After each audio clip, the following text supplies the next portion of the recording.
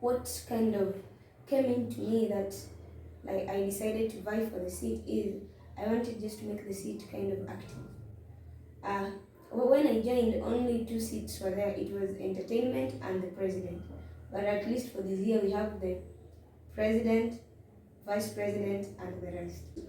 We have the Okwa girl child, Okwa boy child, Okwa afya, comrade feeding, and comrade feeding. There were four.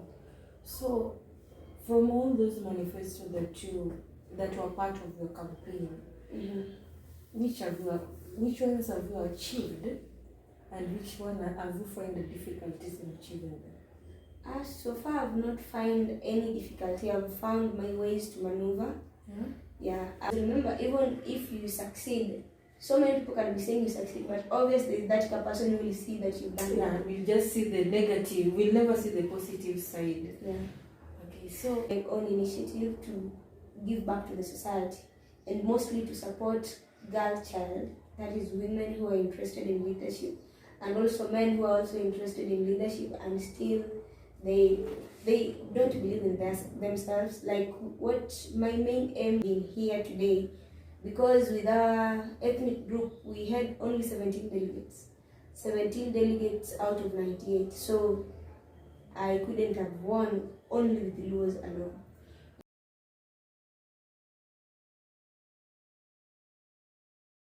Hello and welcome to The Path, episode 1. Today we have a guest, a young woman, a woman who has dared to become the vice president of MKU, a woman who has gone beyond all the unreasonable to become where she is today. I just want us today to take a look at what she is going to say and learn from a path which is going to inspire us, it is going to educate and at the same time entertain us. So stay tuned and listen to what she has to say. Hi. Hello. How are you? Fine, thank you. You look good. Okay. So tell us about yourself. Your name, My name is Awiti Valeria, but I'm mostly known as Nyar Mwalimu. That is my last name. Okay. Political name.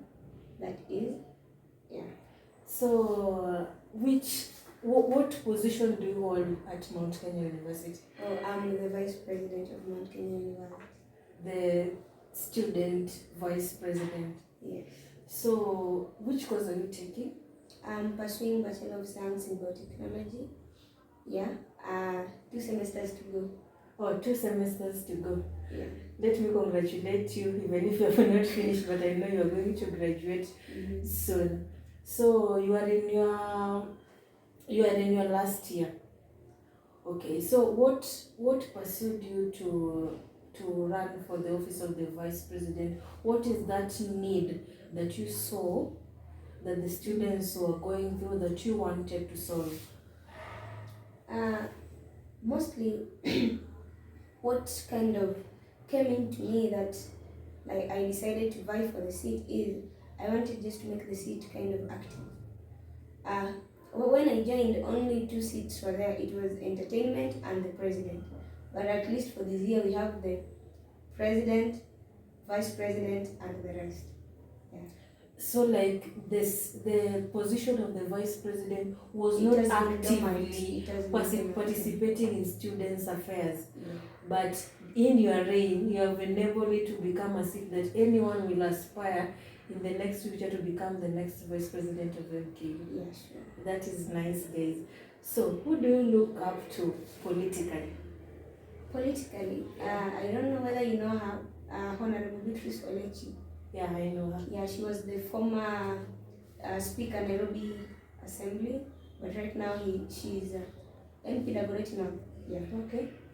So what exactly in her personality that you look up to, that you see that you want to become a leader like her? She's very bold. I don't know if you've looked at her when she was the speaker. She's very bold, she's focused, and mostly what I like about her, she's let me see, how can I tell? She stands for what she believes yeah. in. Yeah, she's a farm. Yeah, that was the right one I used. Okay, I hope you guys are learning something from the vibe. And from also, the Vice President, yeah? We were with her in the national prayer breakfast. Yeah, she had a session with us, and she was very bold, and she's also God fearing. In the all the panelists, she was the one who encouraged us at least to be in a godly man. Okay. Yeah. So, how did your parents, because your parents are the main beneficiary, they are paying your school fees. How did your parents take it when you decided to vie to become a student leader? Because it comes with responsibilities, because you'll have to not only to concentrate on your academics, but also to ensure that the welfare of the students are met. Yes, when I broke the news to them, they asked how I'll balance, but they really supported me. Yeah, they didn't have any issue to do with it. With them, they have no problem as long as it's not interfering with my education. Yeah. So your parents are very supportive? Yeah, very supportive. Yeah. Okay, that is great. So in your manifesto, can you just highlight a few things that you manifested during your campaign? In my campaigns, I had five manifestos. We had the Okwa girl child, Okwa boy child, Okwa afya, comrade feeding, and comrade feeding. There were 4. So, from all those manifestos that were part of your campaign, which ones have you achieved, and which one have you found the difficulties in achieving them? So far, I've not found any difficulty. I've found my ways to maneuver. Yeah, I've achieved 2. I've achieved the Okwa girl child and the Okwa afya, but not yet the Okwa boy child and the comrade feeding. Though we still have like 1.5 semesters to go. Which means it is achievable. Yeah, it is still achievable. Okay, so in your campaigns, how resourcefully, where were you getting the resources to do the campaign? Because I understand that campus politics is just like campaigns, it's like the outside world. You have to have money, you have to give people handouts. How did you manage, and did you give people handouts? Let me correct one thing first. It's not a must you give handouts. Yeah. And in campus nowadays, we don't do handouts. Or maybe if it is there, it is for those who don't believe in themselves, according to me. And in resources, I can say your resources is your team or people. By the way, I have a team. Let me just use Kiswahili, wanajita team Nyar. Yeah, they are really supportive. Mostly they are the ones who are my resources. Yeah. So like in terms of posters, because you have to get posters. That's what I've said. They were my resources in that if we have to get posters, we sit down as a team, we say we have to produce 100 posters. And then they tell me, okay, well, how much do you have? Tell them I have this. That means we have a deficit of this. And now as a team, we bring heads together. How much do we need? How much can we contribute, each of us? And that is how we used to solve our stuff. So the resources were not, it was pulled from different people from the team. While you were campaigning, did you experience any ethical, your ethnicity being made like, as in kulikuwa na ethical imbalance kwa campaigns? Like mtu anasema huyu ni Mjaluo, huyu ni Mkikuyu, ni nini. Kulikuwa na kitu kama hiyo? I can't lie, but if it is in the national government, it is obvious it is there. Yeah. So like kulikuwa na ethical, kila mtu alikuwa anataka his own tribe to get a seat in the student council. So I feel that his interest will be most felt kama kuna mtu wake hapo. But what can you say about people who think that leadership comes out of ethnicity? For me, I don't believe that, because if it was coming out of ethnicity, I doubt if I could have been here today, because with our ethnic group, we had only 17 delegates. 17 delegates out of 98. So I couldn't have won only with the Luos alone. Yeah. So, what you're trying to tell the students is your ability to serve the student is not based on your ethnic group. It is based on your personality. Yeah, mostly with leadership and campaigns, what I realized, it depends with how you carry yourself and your supporting system. Now, if you have a strong supporting system, like you have a team that is there for you, yeah, in African time, you are there, everything is falling down, you yourself, you're falling down. That means if you don't have the supporting system, you can't go, like you can't continue. It reaches a point in politics where you just feel like it's enough, like you zoom online and everything is negative about you.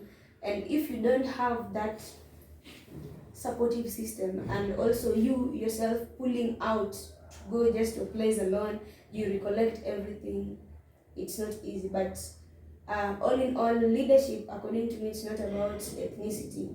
And if you don't want people to make it ethnic based, you yourself now as a leader, you should, even if as you campaign, you should make it like you are there for everyone, not tribe. Yeah. Okay, so let's put that aside for a moment.